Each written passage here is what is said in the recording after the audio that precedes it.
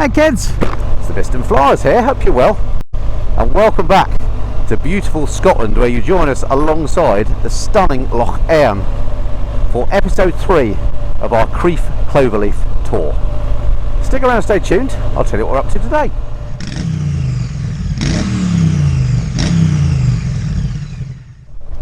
So welcome back to the channel, folks, and welcome back to the Crieff Cloverleaf. Today we're on the third leg of our trip and we're going west. Now, we did a bit of an improvised west route last time, but this time we're properly doing the Crieff Cloverleaf west, because this takes us out towards places like Glencoe.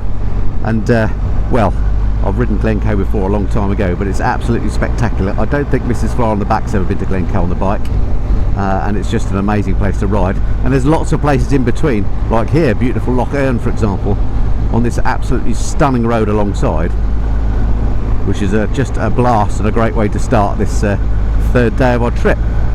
The weather's set fairly fair, it's only going to get better all day. At the moment the temperature is 15 degrees centigrade, which I class as perfect riding weather. And yeah, should be a good day ahead, so stick around and stay tuned.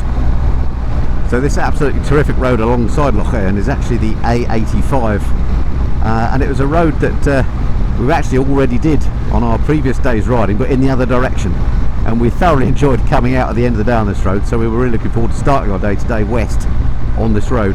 And again, by the time you've done the western lobe of the Crieff Cloverleaf, you actually come back on this road again as well, so you can't ride it too much as far as I'm concerned.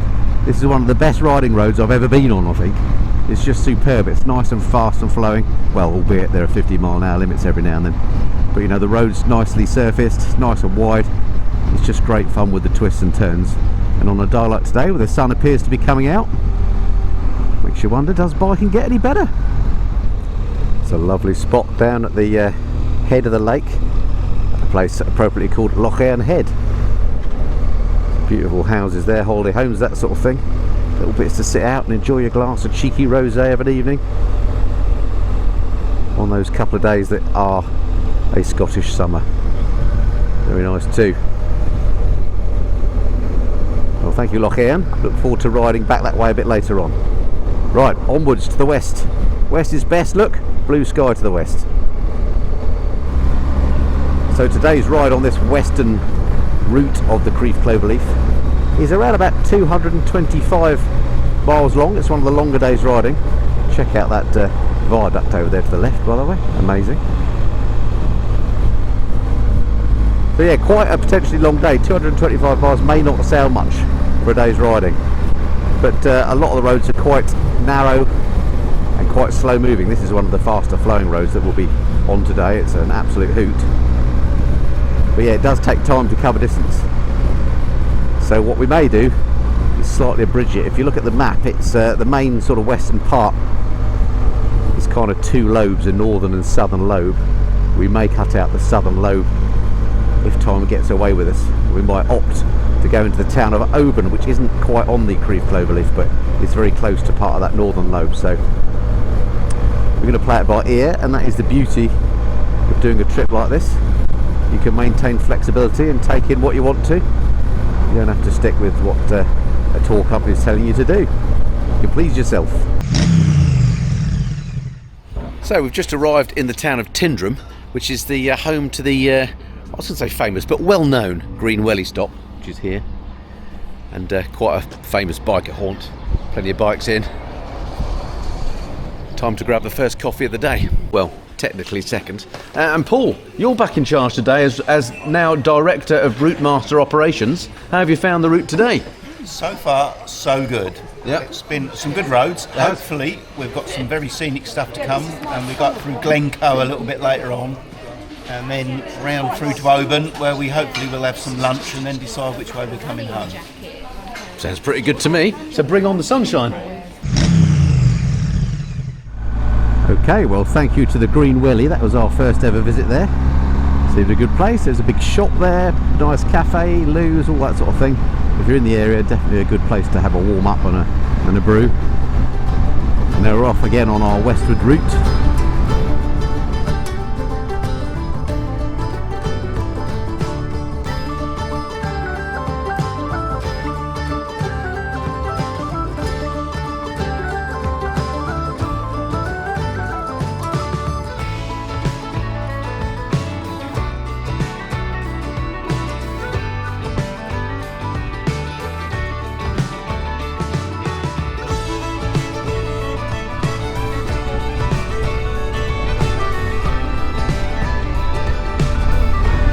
is something a little bit more Nadgery.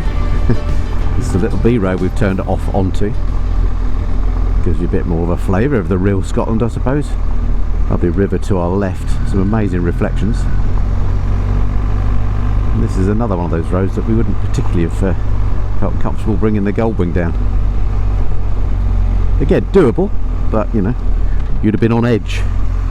Whereas on the GS it feels like it's kind of made for it. So wind on 20 minutes or so and we're out of the Nadgery bit, following the stream, making our way now into the mighty Glencoe. A little bit further yet, but the landscape has opened up, as you can see. And the road's become quite busy. But then this is the height of the summer, although the clouds may not have you believing that.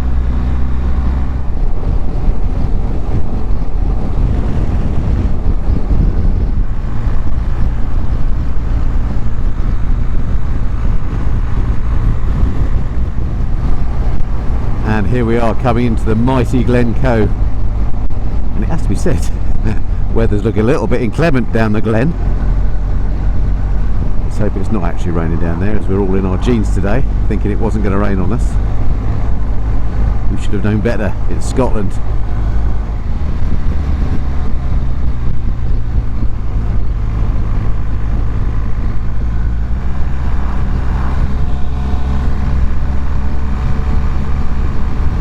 Right, so we just stopped at Glencoe for a little bit of a look, and turns out it was the site of a historic battle, and Andy is our group historian. Well, a massacre actually, Andy, wasn't it? What happened? Tell us about it. It was between the McDonald's and the Campbells. Yep. And the McDonald's obviously won. And Clearly. went on to make the hamburgers. Yeah. And the Campbells went on to make suits. So Yeah, so it wasn't all was a bad then win-win, for them. really. Yeah, excellent. win-win. What would we do without you, Andy? Thank goodness you're here. Every day's a school day.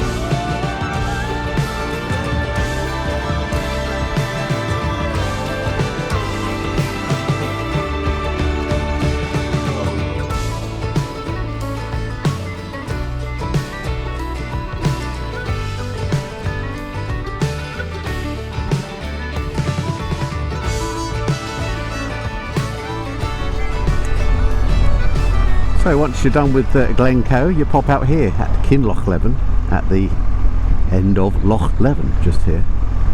Another beautiful looking spot. And is it me, or is it brightening up a little bit? So our plan now anyway is to go slightly off piste as far as the Crieff Cloverleaf is concerned, because we're going to head towards Oban now, which isn't actually on the Cloverleaf route. It's only just off it. We're going to go there because we're going to try and find some lunch. So hopefully we'll be able to find a spot to take us all.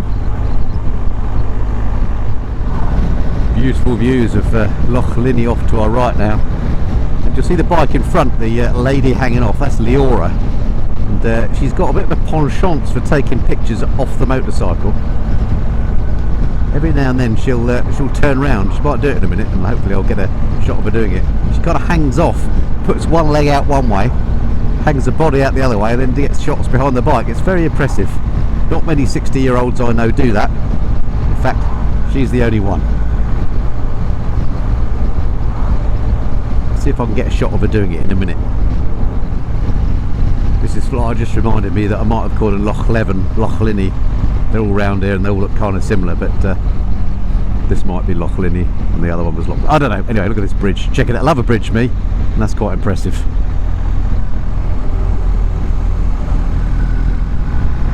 There we go, Leora's off. Out comes the leg. And hopefully she'll get some sort of a cracking shot. And if she does, I'll try and share it with you.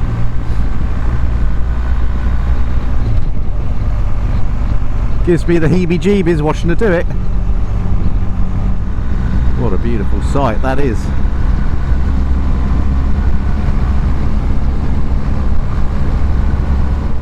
Bit of bridge action. Check that out. Beautiful view up the loch. Very nice. Alright, my stomach is telling me lunch surely must be around the corner. Oban is on the signs, not too far now. Just spot a lunch. What a cracking morning riding it's been. You can't go wrong in any of Scotland, as I've said before, but the west is definitely best in my book. And it even gets better as you go north. That northwest coast is just amazing, but I'll take this for today.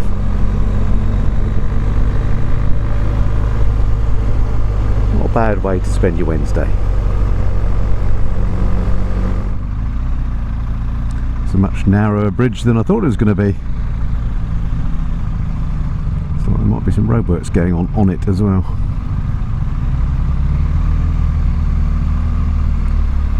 At least a bit of surveying. Another absolutely cracking spot though. Check this out.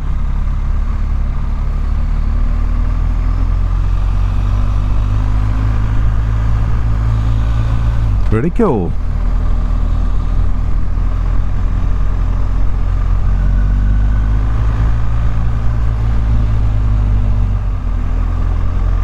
Right, we're almost in Oban.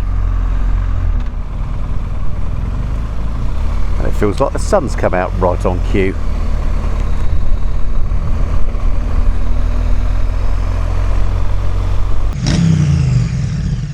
So another cracking little ride. Here we are in Oban, and just over there is where you get the ferry if you're going to do the Western Isles trip. I think we've slightly overpopulated the bike parking here. Good to see so many bikes out and about though. So Carol, you've gone posh today, haven't you? I'm always posh. Are you?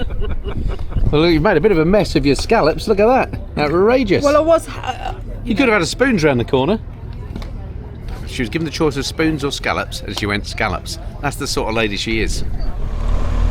Well, thank you, Oban, for an excellent little lunch stop. Very pleasant down there, and whilst we were there, as you can see, the sky has turned blue, the sun has come out. So we're ready for an excellent ride back. This is where we do the abridged version of the Crieff Cloverleaf, because we're going to cut out the sort of southern loop of this western route. We'll save that for another day. And we're going to go back a slightly different route to the one that we came. And it's on basically the A85, I think it is, or it might be the A84, but anyway, it's a lovely route back, which takes us back to Taindrum. Well, we'll probably have another coffee at the Greenwelly and then on back to Crieff, so I won't bother to film that bit because we've done that already. But this first leg should be pretty excellent, I think, as long as the traffic's not too terrible. We have come at the height of the summer season, so you might cop it a little bit. But anyway, let's see what the afternoon brings. Right, so we're drifting our way back now. I can't remember what I said this road was that took you down the side of the loch, but it's actually the A82 according to sat-nav. It's an absolute corker. Look at this, a beautiful tarmac, lovely weather now, fantastic views, bikes stringing out ahead. That's what it's all about, isn't it? And the bendy road sign, excellent. I have to say the majority of the road surfaces we've experienced on this trip have been absolutely stunning. I guess they just don't get volume of traffic like we do in the southeast, but they certainly get variances in temperature from very cold to sometimes a bit warm. But yeah, not much in the way of potholes and so on, especially on these main roads. Absolutely beautiful tarmac. This is a joy to ride on. You wouldn't think you're in the UK. It's that good. These blue signs are interesting, look, with the little lines on. It's the first time I've seen those in Scotland. They're basically telling motorcyclists to ride within the chevrons that are then painted on the road. You see these little chevrons here? They're only small marks, but it just kind of means you're not going to be hanging out over the middle white line when you take the corner. I haven't seen those anywhere else. 21 degrees now, look, you don't see that very often in Scotland, do you? But then it is June the 12th, I believe, when we're recording this. And it's 3 o'clock in the afternoon, so this is as good as it gets in Scotland. So I'm glad we came here when we did. Another splendid body of water to our right. Can't quite work out from the sat-nav whether it's a loch or a river, but whatever it is, it's picturesque to ride alongside, as ever.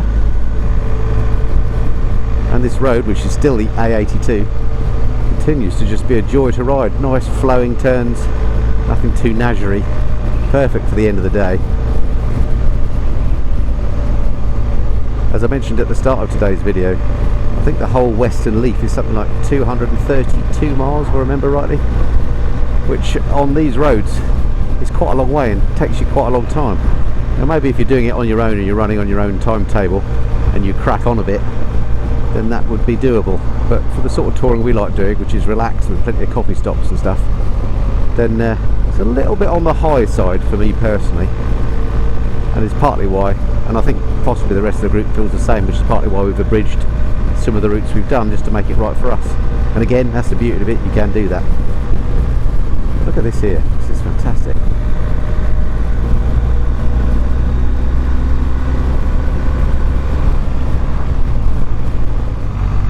So it turns out that body of water on our right, in fact, is a loch, and I think it's Loch Orr. We've just come through the AWE, that is. We've just come through the little town of Loch Orr as well, with some very nice looking hotels and stuff. Great views over the loch. Pretty abundant around here are those bodies of water.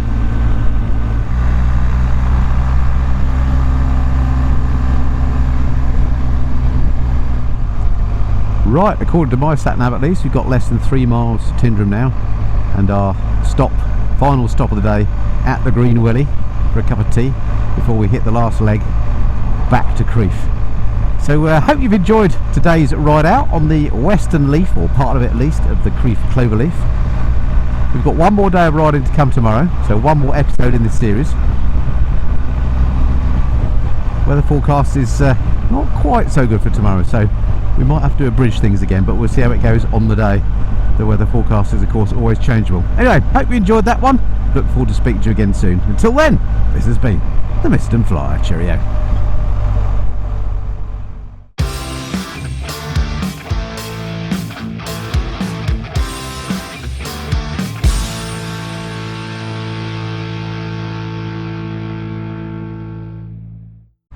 Well, we might be stuck behind a white van, but not complaining too much.